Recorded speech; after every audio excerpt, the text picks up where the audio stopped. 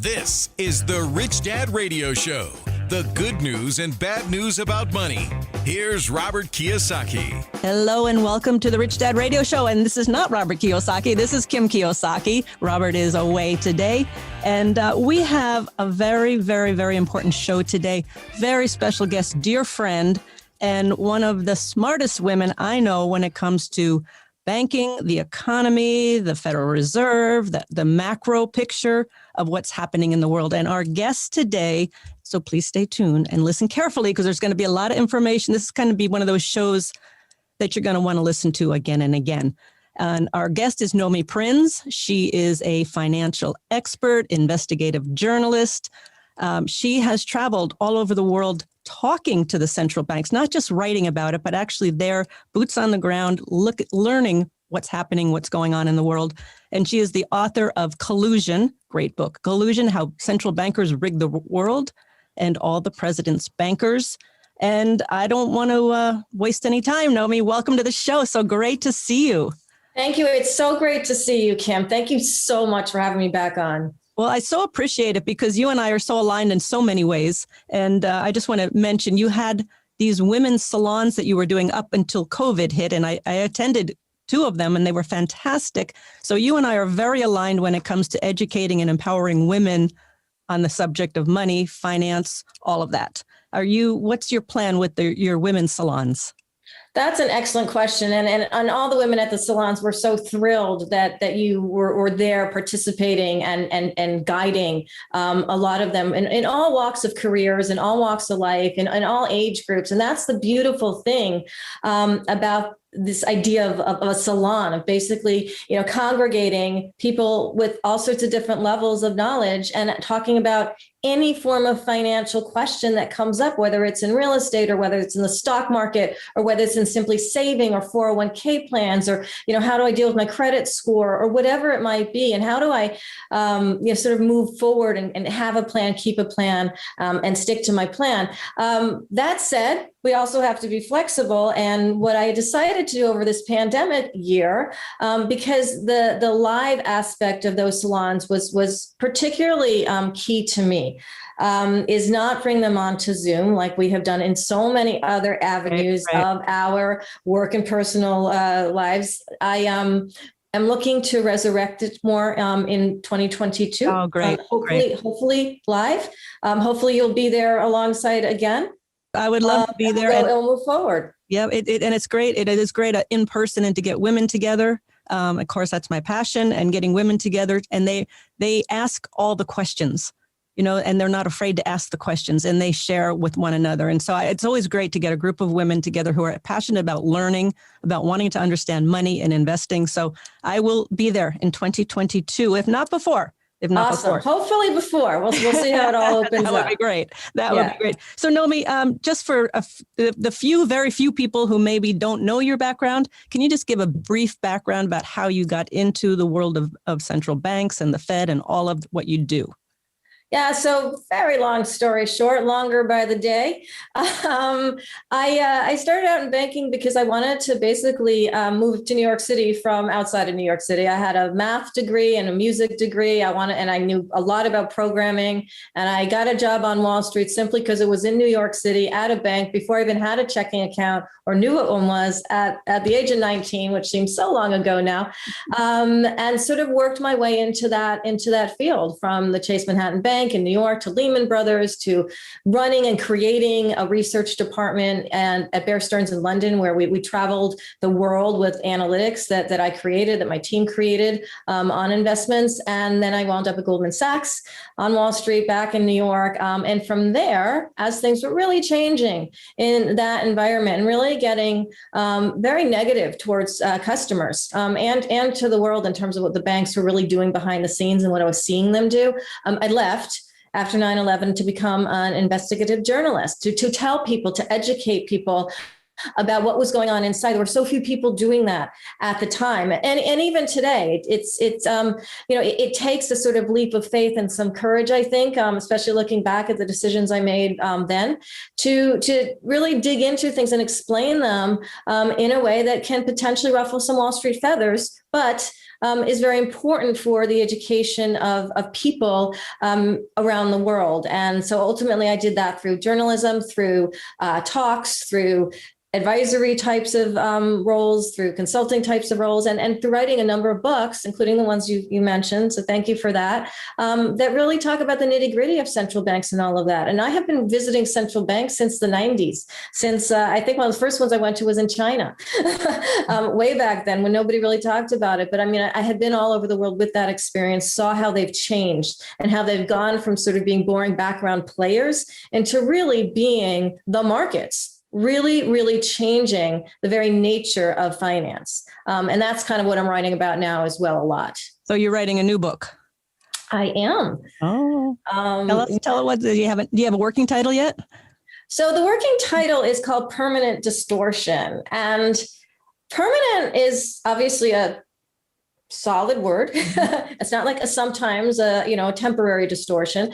And the reason that what I'm seeing now and sort of the macroeconomic environment is this complete disconnect between how markets behave, like where money flows into the financial community and into financial markets, and how real people and the real economy is working for people, and how limited it is in its growth relative to how well markets have done. And that was going before the pandemic, but it's really increased and kind of gotten to a point of no return after the pandemic, because economies are slipping so much further beneath where markets are performing. And central banks have created this role for themselves where not only are they the market, they have unlimited abilities to really continually to artificially stimulate it. And the more they do that, the more that the people are involved run away with the increase in their financial assets, the more the real economy is left behind, and it becomes a permanently distorted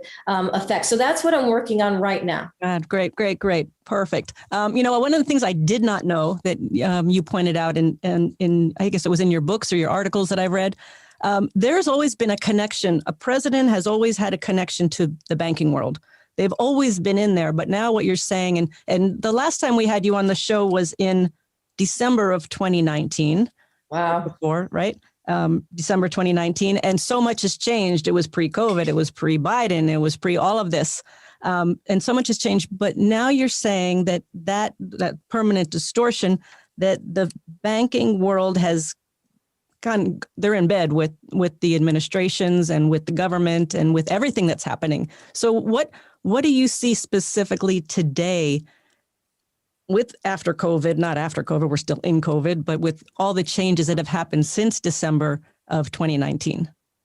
So what I'm seeing, and it's true, there's been this like legacy, like bloodline relationship between bankers and presidents and the administrations of presidents. And it doesn't matter whether they're Democrat or Republican. It doesn't matter whether the CEO of a Wall Street bank is Democrat or Republican. It doesn't matter, because their relationship transcends those sorts of compartmentalizing, those sorts of labels. But where it's gotten really, really off the rails in this pandemic or post-pandemic or wherever we're in it environment is that in the start last March of the pandemic, the Fed came in and basically increased the size of its bond buying program. It's something called QE, or quantitative easing. It's a really wonky term. I've never liked the term, because what it really means is buying junk for cash. What that means is that the Federal Reserve and other big central banks around the world, when they deem it an emergency or necessary, or the markets are wobbling, or banks are talking to them beneath or behind the scenes because the lines are so open between the Federal Reserve and the banks, saying, look, we're going to have some problems. We need some quick cash. Basically, the Fed artificially or electronically conjures money, as does other central banks.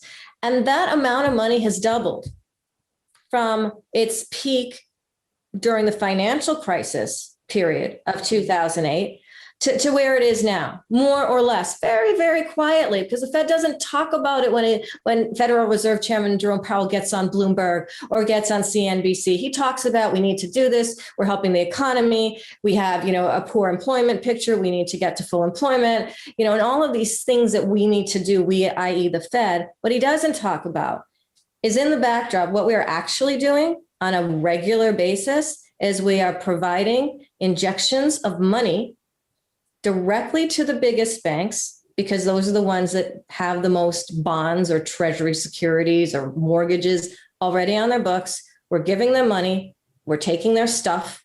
We're taking those bonds, and they can do with that money what they will. And the result of that, we see in what's happened in the stock market since March of last year, and that the stock market has not only re-reached pre-pandemic levels, it's far surpassed them.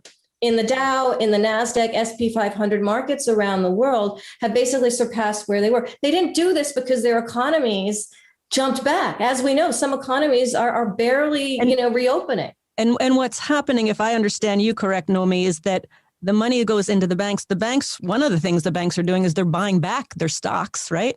And that money isn't going into the economy like to the average person, right?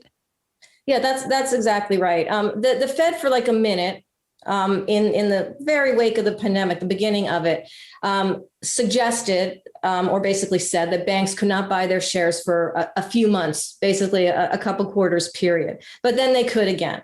So the Fed kind of created this idea that they were sort of in conjunction with the mainstream economy, Main Street economy, by saying, all right, you can't for a little bit, just, hold off on the whole buying your stock thing. It's not a good look, right? But now they can again. And also, even before that, even before the Fed produced an extra nearly $3.8 trillion of money from nowhere, to basically funnel through the banking system. In crime, we would call it laundering.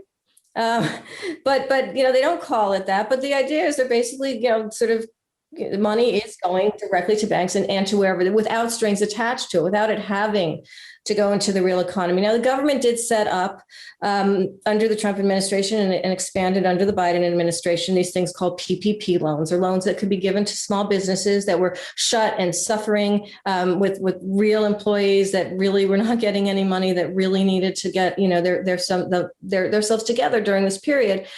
And the idea was some of this money would go through these same banks. But the banks made money off of that money from the government. So not all of it actually went to people. They took their cut.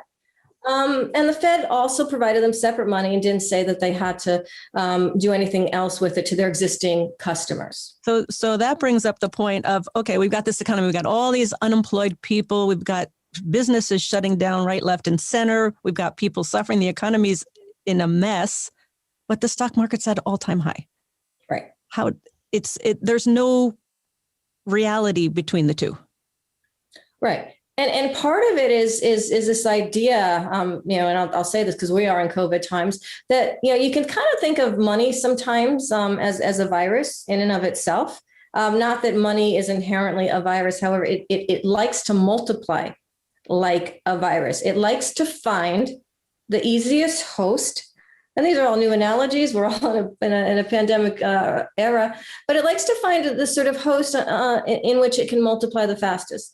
And the host that this money, which has been, again, fabricated in many ways by the Federal Reserve and gone out through Wall Street, and the same thing has happened in other large economies for their central banks and banking systems around the world, is it's easiest and quickest for that money to find a host in financial assets. That includes the stock market, that includes the bond market, that includes certain areas of real estate. But the stock market is almost the fastest place for it to replicate itself, for it to basically create returns on itself. And so if banks have a whole ton of extra money, and now it's at 0% interest again, plus they're getting extra money in return for bonds that they don't want anyway, that they have sitting around their books, they can also lend that money to hedge funds, and they can lend that money to private equity funds, or funds that basically take very cheap money from wherever they can get it, and also get involved in multiplying that money virus effect. And so if they also get behind investing in or speculating in the stock market, there's all this extra money coming in that the sheer force of its presence, just by being there, has this effect of lifting the markets. Now, in the real economy, it doesn't work that way. If your restaurant was closed, if you could not afford to pay the rent, and your landlord, after whatever potential forgiveness or temporary halting of payments they provided, is still not able to, say, reduce their costs enough to reduce the rent for a restaurant or a bar owner, or they simply don't have enough customers, or they simply can't afford a wait staff. All these extra people can't just snap back that way. They're not lifted by this force beneath them of that sort of money. Right. And one of the things that drives me absolutely just makes me mad is you see that banks, this year was their best year ever, highest profits ever. And all of these people are struggling and can't survive. So we got to take a break. But when we come back, Nomi, I want to talk about more what you see happening from your viewpoint, macro level, and what can people do because of this? Are we looking at the government taking on more and more individuals, and the government, all these people are going to be dependent on the government for paychecks and stimulus forever? What's going to happen? And as an individual, how can we take control, and what can we do to better prepare ourselves and take on this journey? So when we come back, more of Nomi Prinz. Thank you.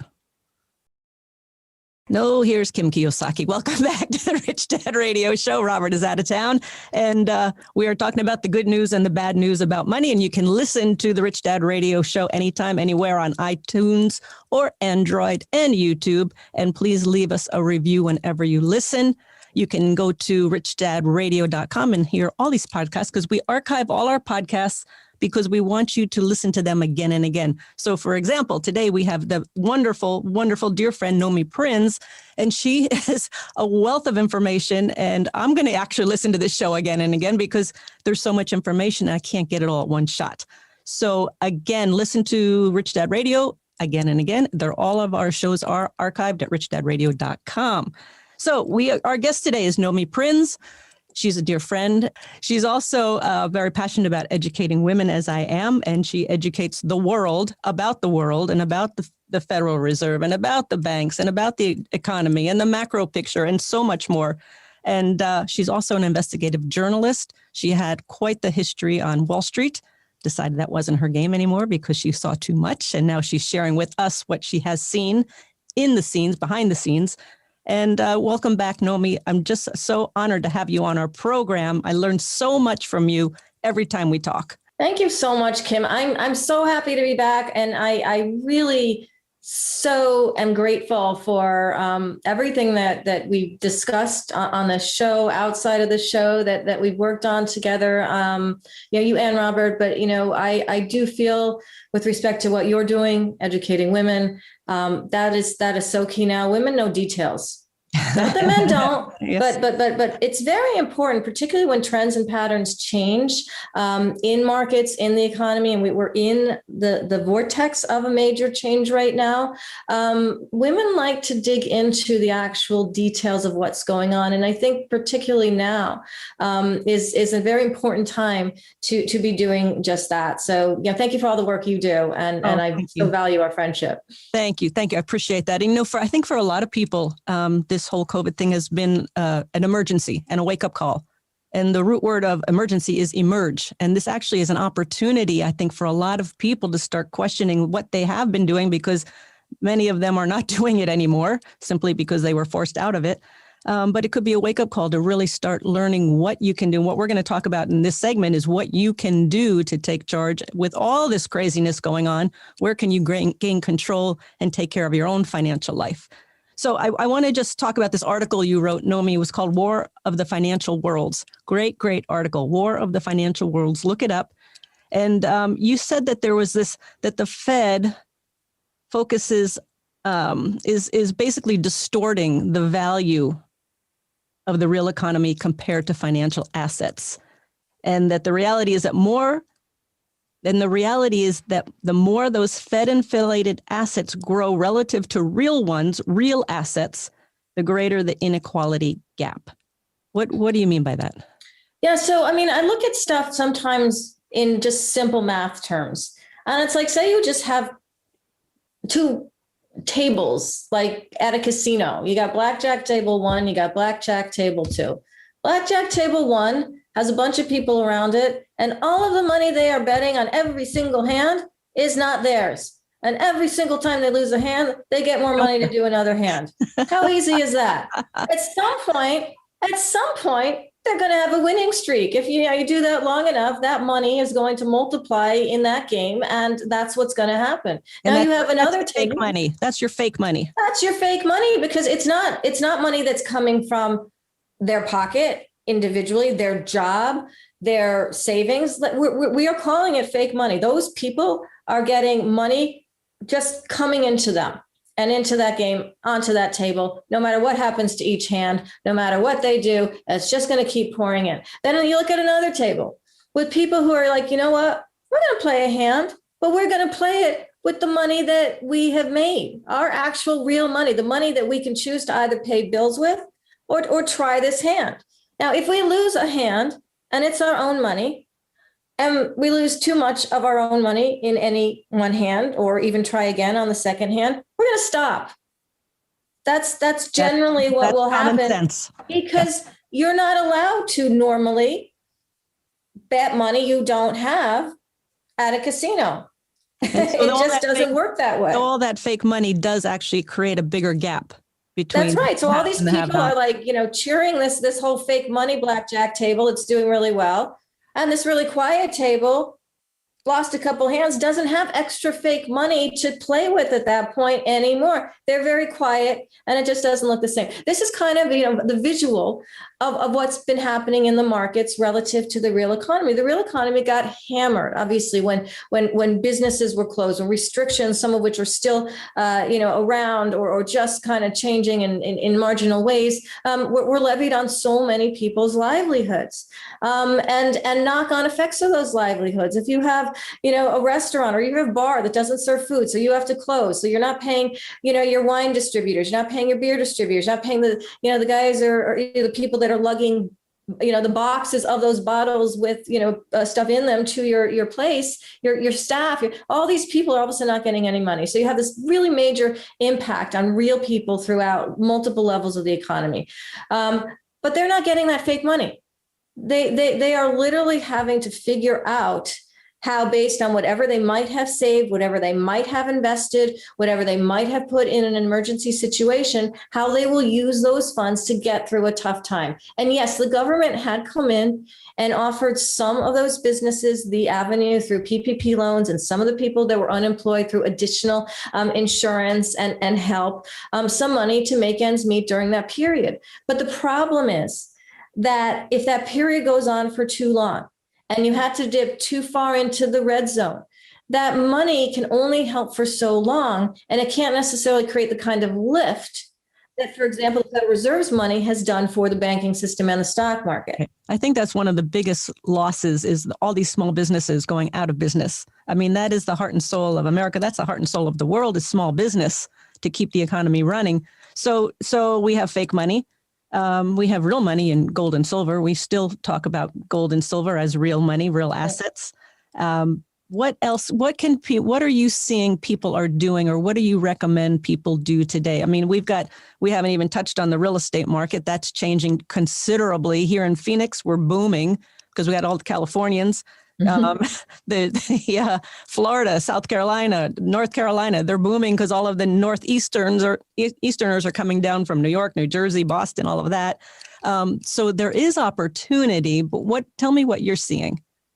So that's definitely been a pattern change that we're looking at. Obviously, people who have realized they can work from home, yes. They can find homes that are bigger outside of urban areas. They don't necessarily have to come into those offices all the time, and they're going into other places. The other effect that's happening is that these, some of these private funds and hedge funds and equity funds and sort of programmed funds are kind of aggregating money together and buying some of this property and sort of bidding up prices as well without even setting foot in those houses. So there's a lot of different elements to that market.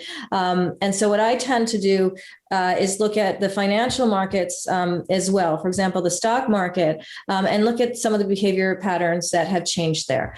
So one of the things that we're talking about is that a lot of money flow has gone into the markets through really big players that have had now access to all this cheap money and all the Fed support directly. And that's elevated a lot of different companies to way more than they should potentially be worth. It's also created a scenario where a lot of people who were at home looking at this happening, wondering how, wait a minute, my economy looks nothing like what's going on CNBC and like the NASDAQ right now. How do I play? And one of the things that created is this emerging group. You use the term emerging, that's great. Like this emerging group that actually had been there for a while, but grew of retail investors, finding different places to get involved in this market. Because it seems to be the only place where money can potentially accumulate. And that happened through Reddit, basically with groups called Wall Street Bets. And there are a lot of stories out there about GameStop and different companies being bid up by or elevated by interest from retail and then slammed down by short selling from large investors and all sorts of back and forth play across the board. But there have also been some opportunities where people have been able to get, because of seeing that hype, into some electronic platforms where they can basically monitor their own money. And even if they don't have a lot of it, they can start to and have been starting to look at ways to take control of it individually. And one of those ways has been through, for example, the small cap market, which is the part of the stock market that isn't Apple, that isn't Google, that aren't these companies that basically offshore all of their jobs and all of their profits and don't really pay taxes no matter what the corporate tax rate is. And channeling that into some of the smaller companies, which are, say, between, instead of $1 trillion in market cap, like Apple, more like $1 billion to $5 billion. So still companies that are operating and viable, that have been able to sort of survive through this period. But their share prices aren't hugely expensive. Their market values aren't so high that there's no upside. And so what I've been looking at just from that standpoint is finding areas to be involved in the market in a way that the upside actually is related to the business plan of the smaller business owner and the employees involved in that. Yeah. What I like about that too, is we always say, whatever you're going to do. And I think people are realizing they have to change. There's no choice. They have to make a change. And when I talk about the opportunities, I mean, there's opportunities, and we're going to talk about more about the small caps. There's opportunities in real estate. There's opportunities, online businesses, to start an online business, but you start small. You take small steps, because I think there's a lot of fear out there. We still are in a lot of unknown. We don't know what this is going to look like a year from now. But you take small steps and you start. And I think the most important thing is you start. Don't be paralyzed by fear, because I think a lot of people are right now. And just so small cap stocks, it's not a lot of money. You can buy a few shares and get in the game.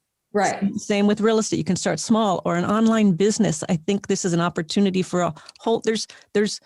You mentioned in our off the air about trends, because I love trends. Yeah. If you watch the trends that are happening now, you mentioned Zoom. Okay, we're all on Zoom. I don't have to get on an airplane, fly all the way to, well, not all the way to Ojai, California. I would do that anyway because it's a beautiful place. Thank you. But I don't have to fly to, let's say, Florida or Boston and get in the studio and have this interview with you. We can Zoom it. There's a lot of opportunity. How do you repurpose all this office space? Right. All this office space sitting empty. If you can figure out how to repurpose it, there's opportunity. Everybody wants everything delivered. There's an opportunity. So even in your own backyard, you can look in your own backyard and go, what are people doing differently? What is needed and wanted that's not happening? And if you can answer that question, just start small, as you're talking about small caps. So I think that's a key. What do you see with people out there today with the fear, and how do you get them to start taking action? Well, I think, going back to the small versus, how does small become larger? I like watching squirrels. And I have for a long time, because I've maintained in various different places in all of my books, there's some squirrel reference, but it's because they know what doing. They have this ability to figure out ways. If you hang like a bird feeder from any branch anywhere and you try to protect it from a squirrel, you're ultimately going to fail because the squirrel's going to find out a way to go upside down around a thing, hang by the tail, jump, and it'll find a way to get food. And it will also, the other thing squirrels do is they gather acorns. And one of my big sort of mottos now in terms of what I'm seeing in these trends and in general is that, big oaks from little acorns grow. And there's a reason for that motto. Squirrels actually spread acorns. So getting out of the animal aspect of that, the concept behind that's really brilliant, because it's like if you invest or if you are involved in different little things, there's a potential for all of them to grow or some of them to grow in a way that's quite massive. And so one of the things that I'm seeing now is definitely these online trends, but also some of the physical trends. Like if we look at, for example, areas of the economy that will be getting focus from a combination of companies, small and big, as well as some government subsidies, as well as some tax subsidies, like in the sustainable energy space, like in the 5G data space, where everybody wants everything they're downloading to be faster and quicker and brighter and cleaner and more reliable. There's a lot of small companies that are getting involved in those spaces to do one thing and do one thing well. And whether that's designing protection for some component of the cloud from a security perspective, sort of on the more geeky side, whether that is delivering or creating some sort of a food app that's different that hasn't been sort of created yet, because that engages in people that aren't in their offices, but they're all around and they want to create an office environment from their homes where they have like a schedule. But the biggest thing that I see is that the sphere that you're talking about that keeps people from starting to do anything in the investment realm really has to be something that, you look in the face like the squirrel does to the bird feeder and says, you know what, I get it, but I need to go from here to there. So I'm going to take that jump. I'm going to go upside down. I'm going to do whatever in little steps, and I'll figure out a way and sort of put the fear aside. Because the thing about money, as I was talking about in the earlier segment, is that money will multiply.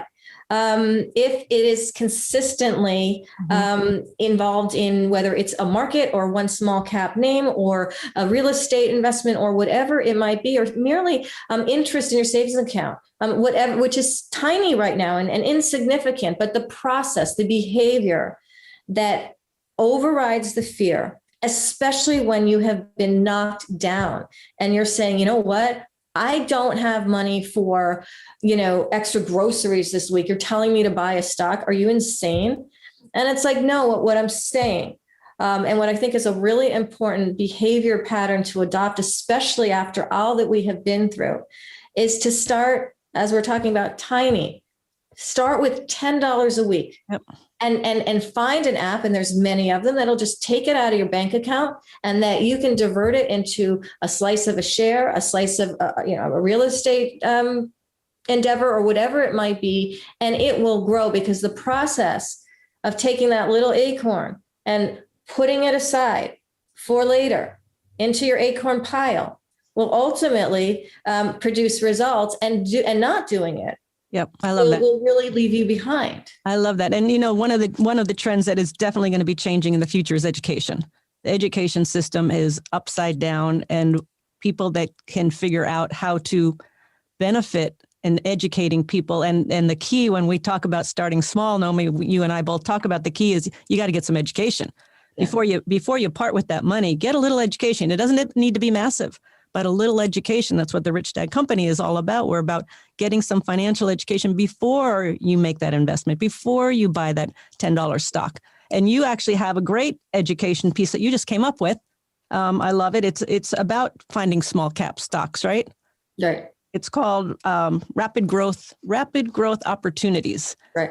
And how do people find out about that? So I think we can give you a link for people to follow or something like that to find out more about it. But it's a new product I've developed with a really awesome team. And the idea of it is to look at the small cap environment, consider the fact, and we give a lot of research and education for this, for people to disseminate and examine as they should in their own time. But there have been a lot of trends in these sorts of dislocations where the economy's been jolted or the markets have been jolted, but particularly the economy, where ultimately these smaller companies that can survive, that have a cash flow, that have really good management and a lot of other factors that we look at and that we explain over this next period, a year or 2 years or so forth, really can outperform not just other small cap stocks, but also the broader market because of all of these factors that we actually discuss and all the names that we look at that we recommend. And that's what I love. Very deep. I don't know much about stocks. It's not my kuleana, as they say in Hawaii. But I love that you educate people on what to look for. I want to always know what to look for. Like in the global economy, what am I looking at to see where it's going to go, where these trends are going to go? So I think that's a great service, and I wish you well with it. Rapid Growth Opportunities. And thank you. There's a link here. So Nomi, we could go on and on. I miss you. Yeah. I look forward to doing more work with you and with women and educating them about money and investing. We're going to take that on, and it's just really a pleasure and an honor to have you on the program. So do you have a final last word? Lots of them, but I'll be brief. Thank you so much. You are awesome. I love you. And I also think, just to tie it out on education, because if you don't know what you're doing, that's when the fear comes in as well. Yes. And so the more you know, the more you learn, the more you get educated in whatever you are doing, and particularly with respect to your financial world, the just more confident you'll feel about your finances, but also about, the uncertainty that these times actually do put upon us. And so I just want to convey that the key thing to anything is learning first. Yes, perfect. We say when education goes up, risk goes down. So thank you, Nomi. Really a pleasure. I can't wait to reconnect with you again. We'll do it soon. Thank you. So I'll be right back with final thoughts on our show with Nomi Prinz. Hello and welcome back to the Rich Dad Radio Show. This is Kim Kiyosaki, and the good news and bad news about money, the good news and bad news about the Fed, about the economy, about, oh my goodness, we covered so much today. And I really want to recommend, again, there's an article, you can find it online, called War of the Financial Worlds that Nomi Prinz wrote. And she says basically that, as COVID-19 grew worse, the stock markets were at an all-time high. And this is what I love, the Federal Reserve policy that they do with all of this buying of the bonds and the QE, quantitative easing. The federal policy was once again deployed to save the rich under the auspices of saving the economy. And if you look at the economy, as Nomi was pointing out, the economy is a mess. People are struggling. People have lost their businesses, lost their jobs, yet the stock market is at an all-time high. That's why I really want to recommend Nomi Prinz. She has a book called Collusion that talks about this. She has a book called All the President's Bankers, and she's coming out. That was nice that she said that on our show. She's coming out with her new book called Permanent Distortion. And so the more, people go, well, why should I pay attention to that? That doesn't affect me. But it does. It affects everything. And the more I learn about this, the better control I have over my own financial life. Because I do know I don't want the government taking care of me. I do know I don't trust the government or the Fed with money. So it's in my hands. It's up to me and it's up to you. And that's why the Rich Dad Radio Show was created, to put control of your financial life back to you where it should be. So Sarah, any comments from our show today? Lots of comments, but first I'd like to say love Nomi. Yeah. Great. I feel like women in general are just underrepresented in the financial world. And so to have someone like her on our woman team, I love it because she's incredibly smart. But I do want to make one point. We talked a little bit about the Fed's injecting money into the economy, into these big banks. And then, the intention is then that the banks are lending it out and making money, and then people who are borrowing money then are growing things. Okay, that's how we expect it to work. But we've also been studying here at Rich Dad that money actually doesn't really make it to the bank. It's like pretend money. So what I'm realizing is this is all fake. There's a lot of fake stuff or just going like on. direction is kind of what we are taught to believe isn't what really happens. And I think that was some of the questions that came up in this interview that then is going to force me to do more studying and research. And I really love that about our show. Yeah. Well, it's perfect because you got two sides of the coin. You got three sides of the coin. You got head, tails, and you got the side. So as Sarah was saying, here at the company, we study as well.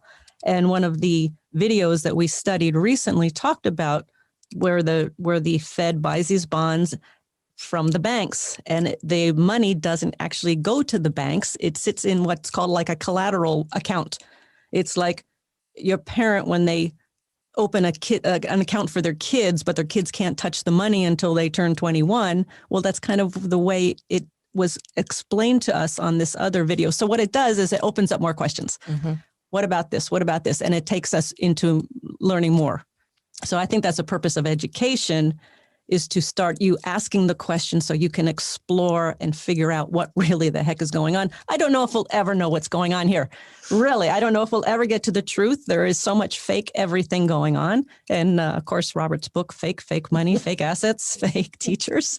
But it's a fake world. And so I want to find out what's real.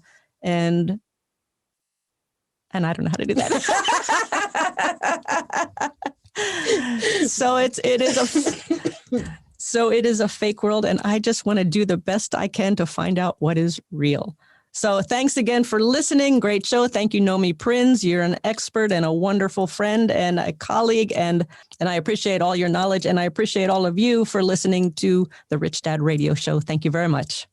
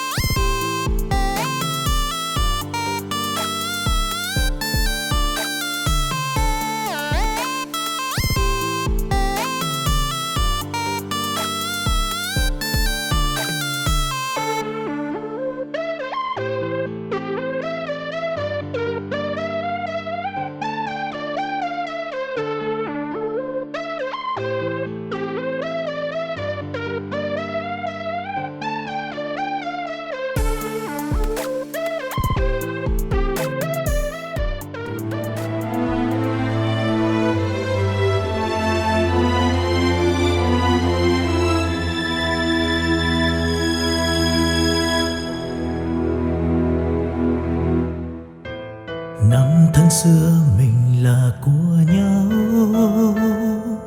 thế nhưng đâu rồi? Trong giấc mơ của người giờ đây có anh không, người hỡi? Bao đắm say ta có bên người còn đâu, làn tuyết trắng mùa đông khóc nhau, nhìn từng con phố ngày xưa vắng lặng, nhìn làn tuyết trắng buồn sẽ có quay. Ngày xưa ấy một lần lầm lỡ, thế nhưng lại đau vì ta mất nhau. Người không thứ tha đời ta ngỡ ngàng, để cho thương nhớ về trong lỡ làng.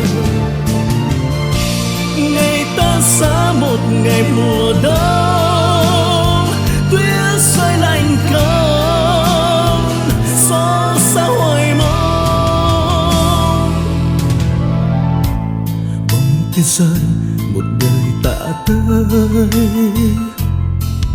đóng băng.